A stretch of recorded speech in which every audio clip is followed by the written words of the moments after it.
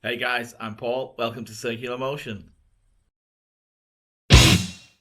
Hey everyone, welcome back. Happy New Year. It's been a while. I have been incredibly busy, and in truth, I've not really had anything to share with you. I was hoping by now to have had some post, but I have been busy going down to collect my dad's record collection, which he has really kindly, generously given to me, and I can't wait to start going through that with you. There are 200 albums and 100 singles, and there is some absolute gold in there. We won't mention the Harry Seacombe or the Perry Como. We'll keep that between us.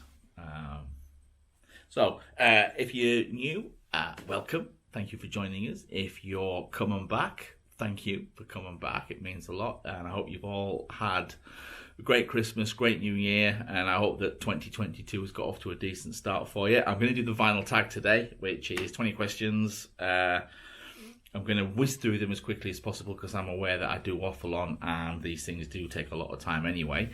If you are new, please hit the subscribe button, and everybody please hit the like button. That would be amazing, and don't forget to tickle my notification bell to keep abreast of any new content. Without any further ado, let's go. So, question one. I got these off Noble Records, by the way, off Dylan Noble Records, and I believe he got them from somewhere else. I'll try and list them down below. And if you've got any, any input, any things that you like or whatever, just leave me a comment. That would be amazing too. I do get round to them. I can be a little bit tardy sometimes, but I do get round to them. So anyway, we all crack off. So favourite album purchased in 2021. So favourite album that I purchased was actually this, Sheer Heart Attack, Queen. Needs no introduction. This is a German pressing from 1974. I got it off eBay. I did talk about this when I got it. It is absolutely immaculate, save for one tiny little, looks like an imperfection in the vinyl itself. But other than that, it is absolutely brilliant. It sounds brand new. It's there's no hiss, crackle, pop, no surface noise whatsoever. And it just sounds excellent. It sounds way better than the 2011 and the 2015 reissues, the remasters, which is surprising seeing as they were remastered by the legendary Bob Ludwig. But these are the original kind of mixes from the original master tapes, no messing around digitally, and it is a perfect album. And it is probably still my favourite Queen album. Next. Show a record you spent the most on in 2021. Now, I don't know, in terms of cost, this was the most expensive that I bought. Just in terms of actual sheer amount of money. This was only 65 quid, so not a massive amount. And that was the Neil Young. Way down in the rust bucket. I did an unboxing with this. It's got the CD, it's got a couple of discs, and a DVD and a little booklet just talking about the live show. He's releasing a lot of live shows at the moment when he's not fighting with Joe Rogan. And this was exceptional. Again, they're always of a high quality, all his releases, sound wise. But so that was 65.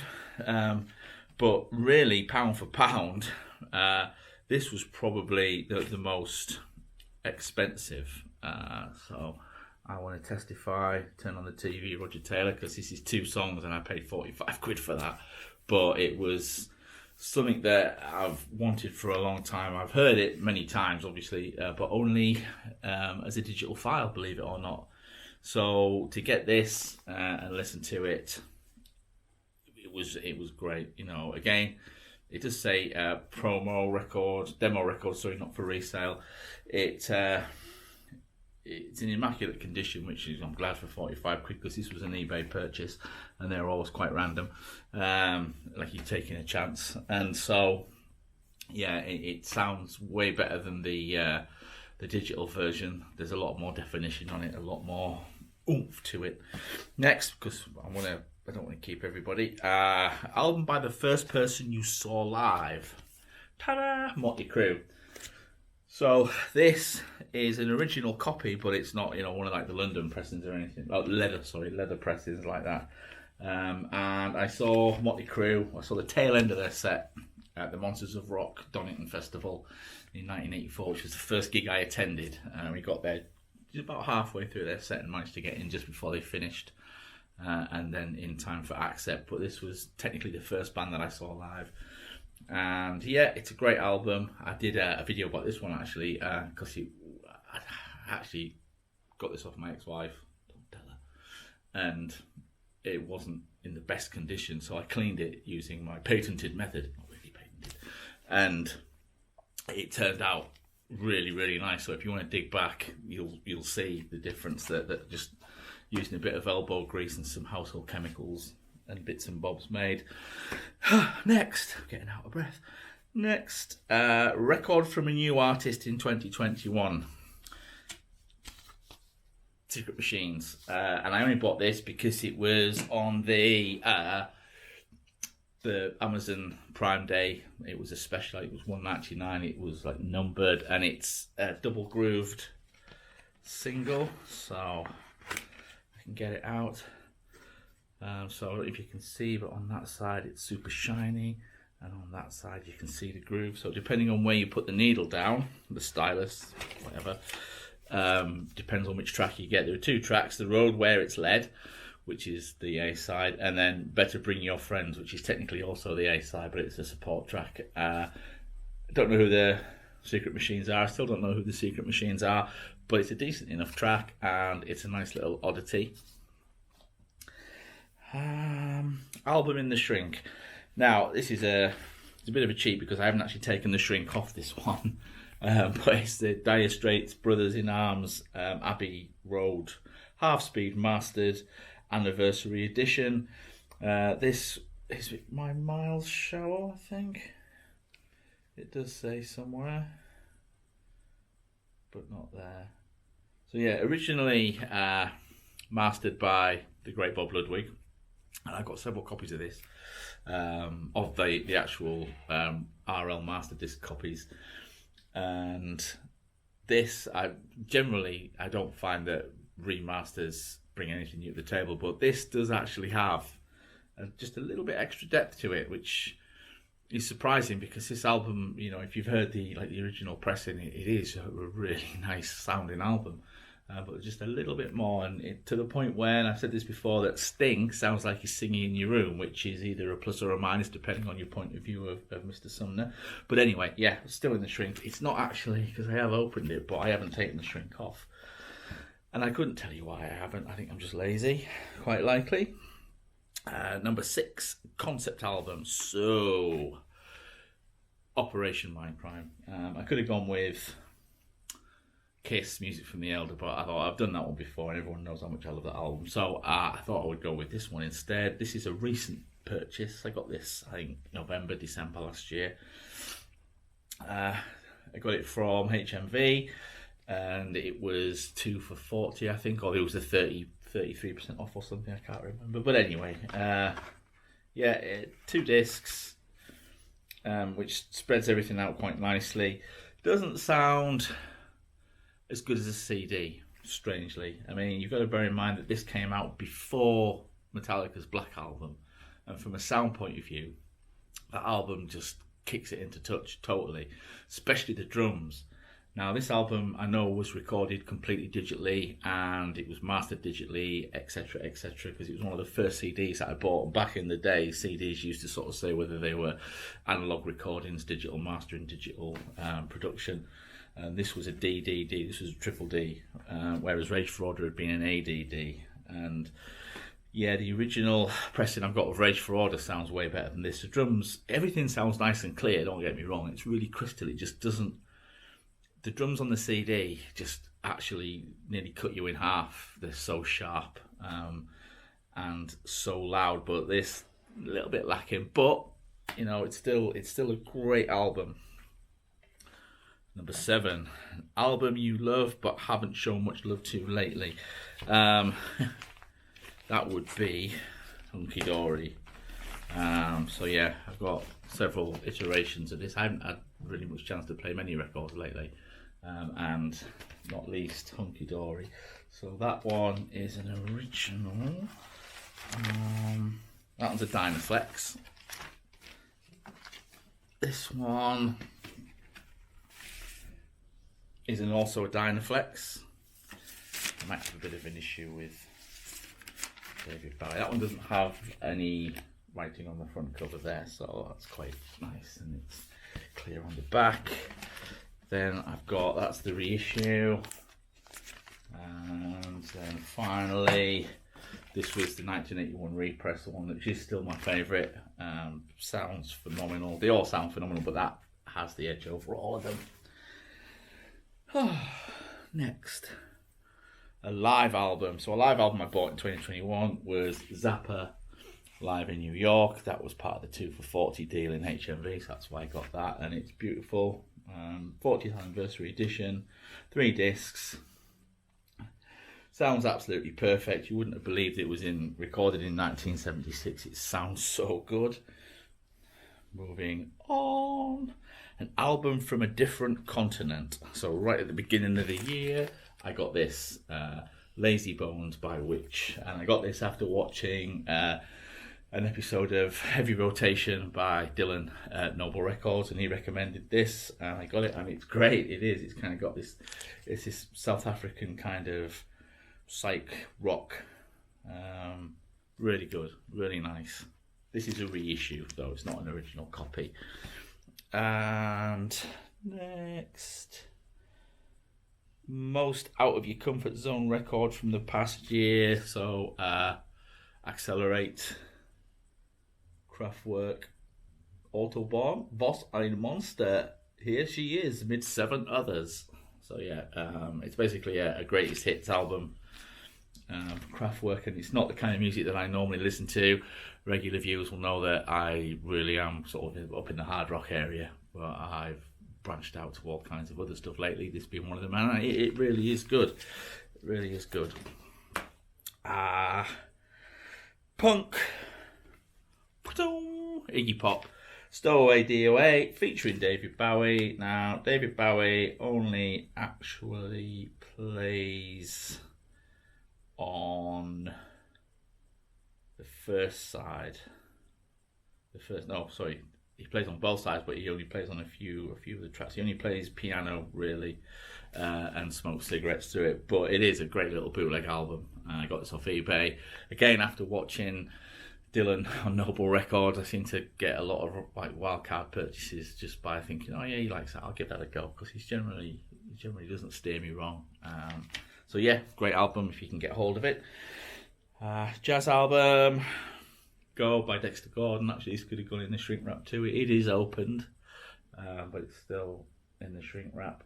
Nice, yeah. Dexter Gordon on sax, Sonny Clark on piano, Butch Moore on bass, Billy Higgins on drums.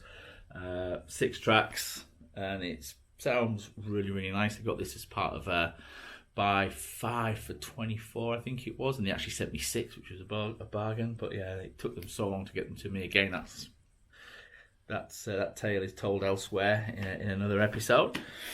And soundtrack that I bought this year was Troubleman, and I only bought this because what's his name? Sam kept going on about it in the Marvel films, and so in the end I thought, right, I'll give it a go. If it's good enough for Captain America, then it's good enough for me. And it is. It's a really nice album. It's not your typical Marvin Gaye album because it's more instrumental than anything. But it is still worth having. This is obviously a reissue, and it's reproduced the cover sort of really nicely. I don't know if you can see that there. But yeah, so if you get a chance, give that one a whirl. Let's turn the page. Okay, number 14, album with no writing on the jacket. I hope this one kind of qualifies because it's in a paper bag. Now, it's not Led Zeppelin, it's actually Butterfly 3000 by King Gizzard and the Lizard Wizard. So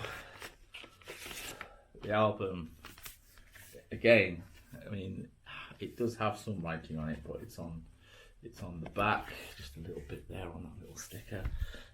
This is nice. Red vinyl. It's like very opaque red vinyl.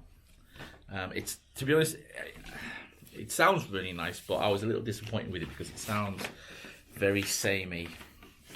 I loved Gumboot Soup, and was hoping for more of the same, and it just didn't quite hit the mark for me, that album. But what are you gonna do?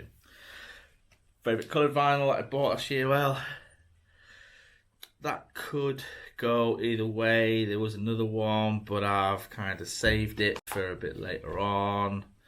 There's one missing actually. So yeah, Fanny. This was white vinyl. Get this out.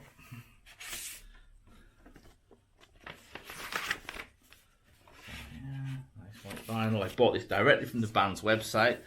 And I also got a free sticker for the podcast, and I got a nice little message off Alice, the drummer, which made my day.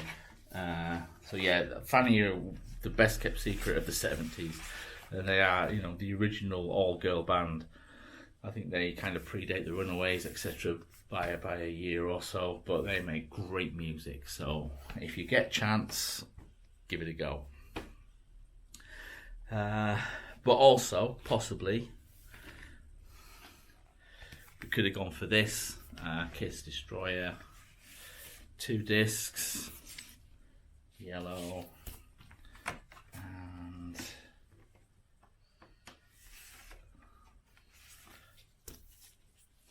if I can get it out, yellow and red. This was, I'll talk about this in a bit actually, because I'm coming back to that because that features on another one. Favourite, or your pride of a dig. So, I used to shop at a second-hand shop called Record Shed, as you may recall.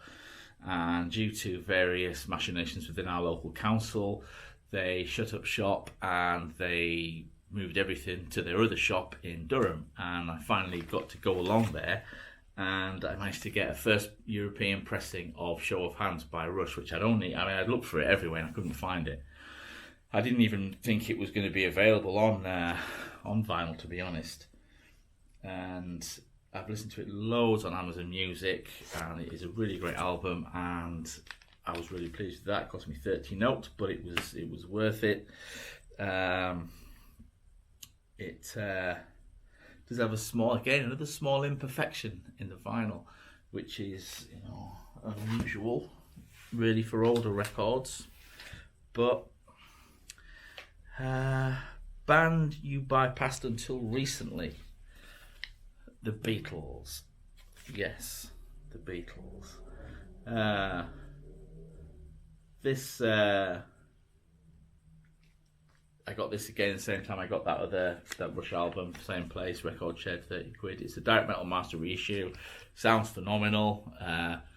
It's, you know, it's the quiet parts are really quiet and everything else is really there's a lot of definition there. It's a lovely soundstage. If you get a chance, you know, dig it out. But yeah, I've never been a fan of the Beatles. I just couldn't understand what the fuss was all about, but I've kind of warmed to them lately, and in some upcoming videos you'll see why. Box set. That was this one, but I put it back because it was taking up some space on my other shelf. So this Hemispheres by Rush. This was the one that arrived in a paper bag. From a plastic bag, from Amazon, and they gave me a substantial discount. The discs themselves are absolutely perfect, and really generally the cover art on the inside is really good. It's got a fantastic pressing of the actual Hemispheres album, which is probably my most listened to Rush album. I don't know what it is about that album, but I absolutely adore it. And then it's got bonus content of 2 more discs with Pink Pop Festival and Live in Arizona. So the Pink Pop was in 79, and the Arizona show was in '78, and it's got Passage to Bangkok, Xanadu, Trees, Cygnus Book 1, Close to the Heart, La Villa Strangiato, which is a phenomenal live version, and this, it sounds really nice.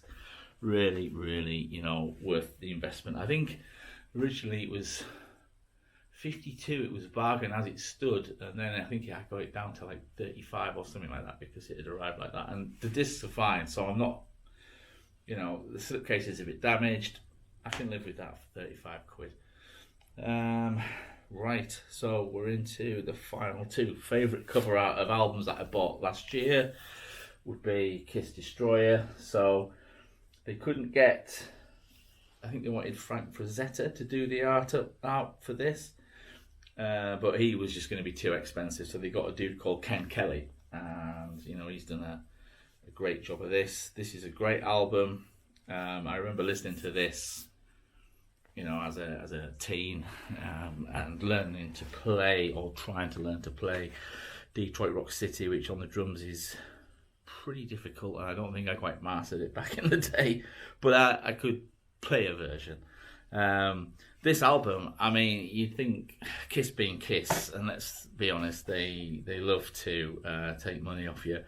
This could have been a massive cash grab. 2 discs, bonus content with all the demos and everything. So you've got Paul Stanley demos, got a Thunder and Rock and Roll, Detroit Rock City, Love Is Alright. You've got Gene Simmons demos, Don't Want No Romance, Rock and Rolls Royce and Star.